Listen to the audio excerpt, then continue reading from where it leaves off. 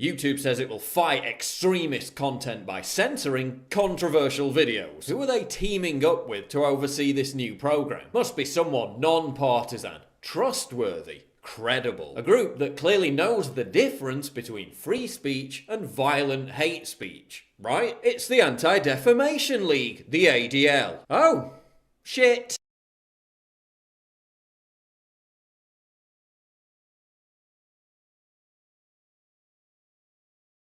But wait, I mean, surely YouTube wouldn't just hand power to those who would easily abuse it. This is a serious organisation. The ADL's bar for hate speech must be pretty high, right? I mean, what is it? Advocating for genocide, calling for violence against Jews? Oh, they literally think a cartoon frog is hate speech. That's how low the bar is. The ADL put the grandson of a survivor of the Nazi occupation on a list alongside actual neo-Nazis and white supremacists, simply because he's a conservative. They also listed a bunch of other conservatives next to actual neo-Nazis. Oh, but they're the impartial, rational, neutral outfit that's now going to thought police YouTube. They're not partisan at all. So a group whose entire existence and millions of dollars in funding every year relies on fanning hysteria over hate speech is now being given the power by YouTube to patrol hate speech. Gee, what could possibly go wrong? Who else is working with YouTube to patrol hate speech? The Institute for Strategic Dialogue, a group that runs a program on far-right extremism in coordination with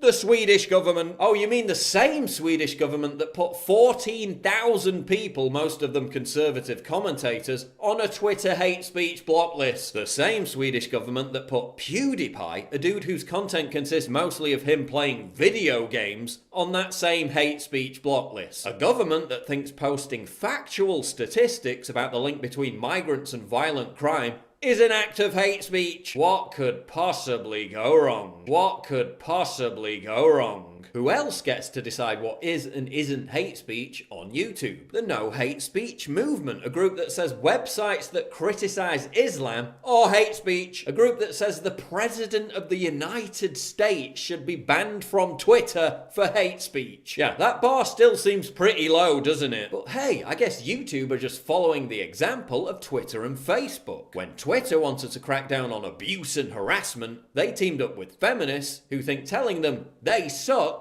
is abuse and harassment. Everything is sexist, everything is racist, everything is homophobic. When Facebook wanted to crack down on fake news, they teamed up with Snopes, the credible, independent outlet that isn't left of Stalin and doesn't embezzle money to spend on luxury vacations and prostitutes. Oh, but don't worry, because YouTube says they're not going to censor controversial videos. They're just going to hide them, make sure they can't appear in the recommended bar, be liked or commented on, but they're not censoring them, honest. Let's get real. In the context of politics, the right has completely taken over YouTube. Even Vice.com had to admit it. The adpocalypse was only the beginning. Unless we bitch and moan about this over and over again, this is the start of the purge. And even if you're not a conservative, you should still be alarmed. They're going after anyone who isn't advertiser friendly.